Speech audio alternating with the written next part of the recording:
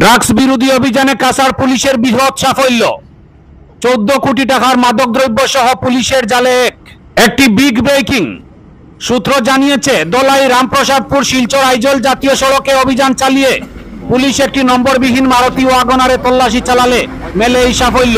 Police গাড়ির একটি গোপন চেম্বার থেকে 40,000 ইয়াবা ট্যাবলেট ও 260 গ্রাম হেরোইন উদ্ধারের পাশাপাশি রাকেশ কুমার সিনহা নামের এক পাচারকারীকে আটক করতে সক্ষম হয়েছে। ব্যুরো রিপোর্ট, আমার সোনার কালীগঞ্জ। ড্রাগছ বা নিচাযুক্ত সামগ্ৰীৰ বিৰুদ্ধে আমাৰ অভিযান অব্যাহত আছে আৰু অসমৰ মাননীয় মুখ্যমন্ত্ৰী ডাঙৰীয়াই ৰাজ্যখনক ড্ৰাগছমুক্ত কৰিব বিচৰাৰ যি তেখেতৰ লক্ষ্য, তাৰ প্ৰতি সঁহাৰি জনাই আমাৰ এই অভিযান নিৰন্তৰ চলি আছে। ইয়াৰ অংশস্বৰূপে যোৱাকালি পুৱতি নিশা আমি এটা বিশেষ অভিযান চলাইছিলোঁ।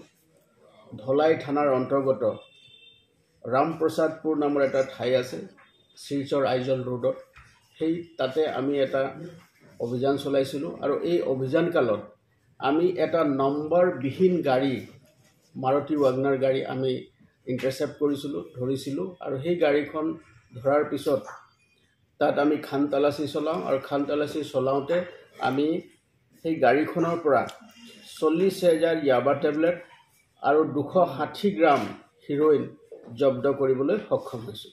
যিজন সৰবৰাহকাৰী আছিলে তেওঁৰ নাম হ'ল ৰাকেশ কুমাৰ সিনহা, 24 বছৰ বয়স। তেওঁৰ ঘৰ হ'ল হাতীখাল কচুদৰম অঞ্চলত। তেওঁকো আমি ইতিমধ্যে আমি গ্ৰেপ্তাৰ কৰিছোঁ আৰু পৰৱৰ্তী কালত আমাৰ এই তাৰ লগত সম্পৰ্কিত থকা আপৱাৰ্ড লিংকেজেছ আৰু ফৰৱাৰ্ড লিংকেজেছ যি আছে আৰু বেকৱাৰ্ড লিংকেজেছ আছে, তাৰ কাৰণে আমি কাম কৰি আছোঁ। প্ৰাৰম্ভিক তদন্তত দেখা গৈছে যে গোটেই সামগ্ৰীখিনি, নিচাযুক্ত সামগ্ৰীখিনি চুবুৰীয়া ৰাজ্যৰ পৰা আমাৰ জিলাৰ মাধ্যমেদি বহিৰ ৰাজ্যলৈ লৈ যোৱাৰ এটা বৃহৎ পৰিকল্পনা আছিলে আৰু সেইকাৰণে আমি যিটো অভিযান কালত গোটেই সামগ্ৰীখিনি আমি জব্দ কৰিবলৈ সক্ষম হ'লোঁ। আৰু যেতিয়া আমি এই অভিযানটো চলাইছিলোঁ তেতিয়া দেখা গৈছে যে বিশেষভাৱে নিৰ্মিত চেম্বাৰ, গাড়ীখনত বিশেষভাৱে নিৰ্মিত এটা চেম্বাৰত এই সামগ্ৰীখিনি লুকুৱাই আনিছিলে আৰু বহুবাৰ খান তালাচী চলোৱা গাড়ীখনত কাটাৰ পিছত আমি সেই সামগ্ৰীখিনি জব্দ কৰিবলৈ সক্ষম হ'লোঁ।